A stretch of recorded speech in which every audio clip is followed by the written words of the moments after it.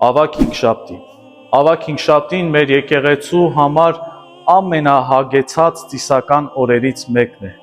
որովհետև ավագ հինգշաբթի օրը առավոտյան սկսում ենք այն ծիսական արարողությունով, որով ապաշխարողած դարձի կարգն է կատարվում,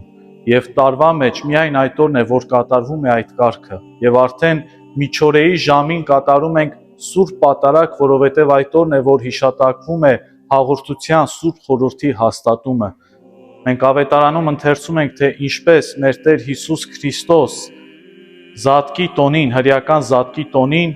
բաղարջ հացը վերցրեց, կտրեց, օրնեց եւ տվեց իր աշակերտներին եւ նույն ձևով գինին։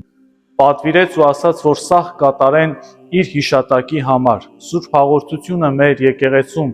ամենակարևոր խորհուրդներից մեկն է եւ հենց Տիրոջ կողմից է մեզ ավանդվել այն, որպեսզի պահենք եւ ինչպես ավետարանում է մեր Տերը ասում, կատարենք դա իր հիշատակի համար։ Իսկ ավագ հինգշաբթի երեկոյան մենք կատարում ենք ոտնլվայի կարգը։ Երբ որ զատկական ընթրիքը ավարտեց մեր Տեր Հիսուս Քրիստոսը իր աշակերտների հետ,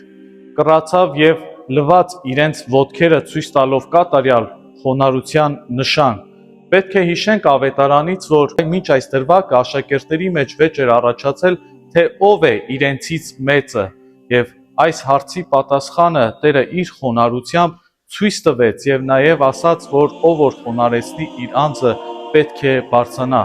Սովորաբար այս պարտականությունը, ոտքերը լվալու պարտականությունը հրյա միջավայրում կատարում էին 10 սպասավորները եւ ցույց տվեց մեր Տեր Հիսուս Քրիստոս, որ ես լինելով Տերը եւ Փրկիչը, լինելով այն անձը, ով կարող է ամեն ինչ անել, խոնարհվում եմ եւ լվանում եմ ձեր ոտքերը եւ նույն խոնարհությունը պետք է դուք ցուցաբերեք մեկը մյուսի հանդեպ։